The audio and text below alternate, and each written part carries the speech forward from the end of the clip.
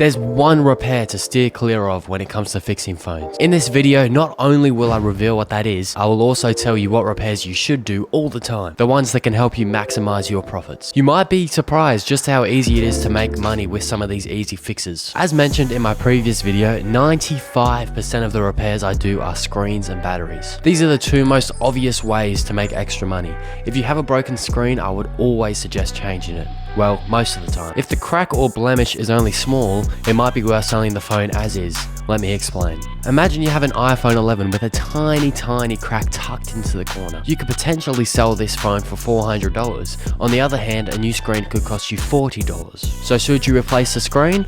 Well, it's a numbers game. You should only opt for a screen replacement if the crack reduces the selling price to $350 or less. In fact, let me show you with the phone I bought the other day. You see how it has this white spot here? This phone, I might only have to drop the price $20 because of that. Whereas a phone like this, see all those cracks up there? Well, it's not actually a phone, to be honest. I already changed the screen. For me to change that screen, it was 100% worth it. Pretty self-explanatory. I'm gonna get a lot more money for it with a fixed screen. So to reiterate, in this case, a new screen is going to cost me $40. I only have to drop the price $20 on this, so I'm gonna leave it as is. Because it has an original screen on it, it's much less likely to malfunction at any point in the future. For a screen that's super smashed like the one I just showed you, I can get a lot more than $35 for that with a new screen. So how about when the cost to repair equals the potential markup? I suggest sticking with the original screen, like I briefly touched on with that phone I just showed you.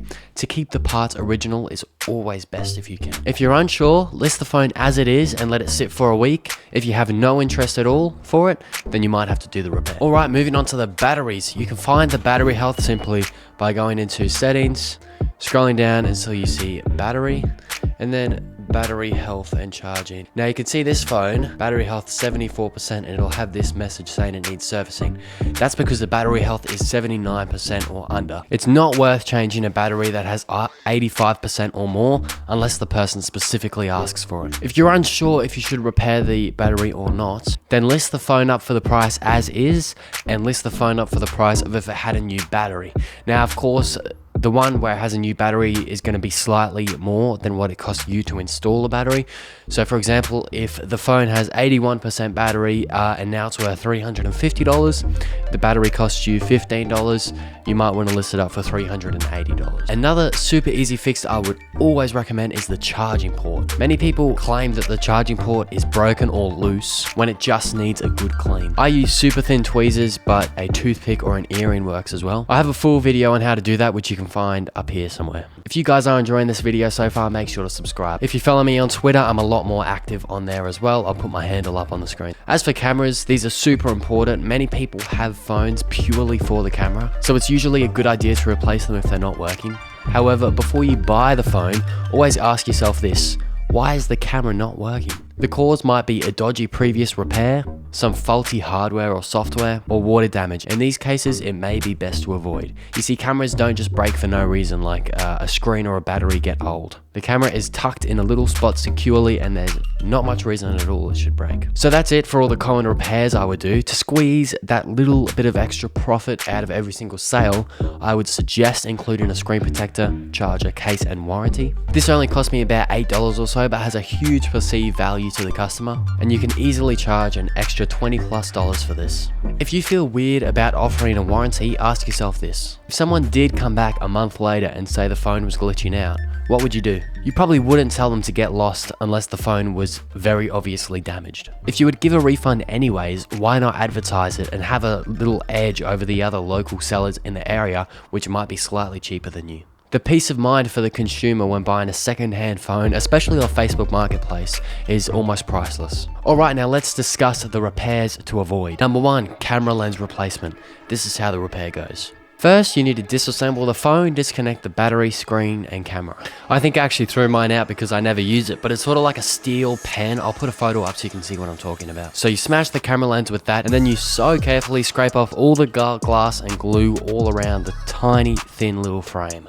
After that, you apply the new glue, set the lens, and put the phone back together. Sounds tedious? It is. But there's more. If there's even a speck of dust inside that camera lens or on the camera, you're gonna have a black spot on the camera. After setting the lens, you have to deal with the fresh glue seeping inside, which will continue to seep off the frame and into the inside of the phone until it dries. Now, this glue dries pretty quickly, so you're gonna have to scrape off all the glue while also not getting any dust inside the camera lens, because of course it's going to be a black spot if you do. If the camera lens is seriously smashed, then dust and dirt and debris can get in there, which probably means the whole camera needs replacing. Now, this isn't your fault and there's nothing you can do about it, but if the person has been using the phone for probably more than a couple days with a smashed camera lens, there's probably a lot of stuff that's already just gotten in there by accident. Therefore, I tend to avoid phones with seriously damaged cameras unless it's a great deal. If the phone has small cracks on the camera lens like these two, 12 Pro Max and this iPhone 13. I'm not sure if you can see that, but they both have small cracks in the camera lens.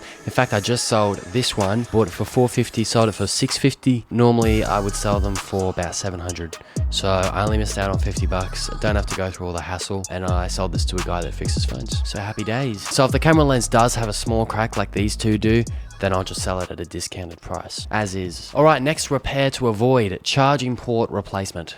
A charging port replacement on anything above an iPhone 6 requires you to take apart the whole phone basically, because you have to take out the logic board. Given the potential for misplacing screws or damaging a small part, the slim profit margin, and the alternative of wireless charging, I always avoid these repairs. As I mentioned before, a loose charging port can usually be fixed with a charging port clean, which takes a minute.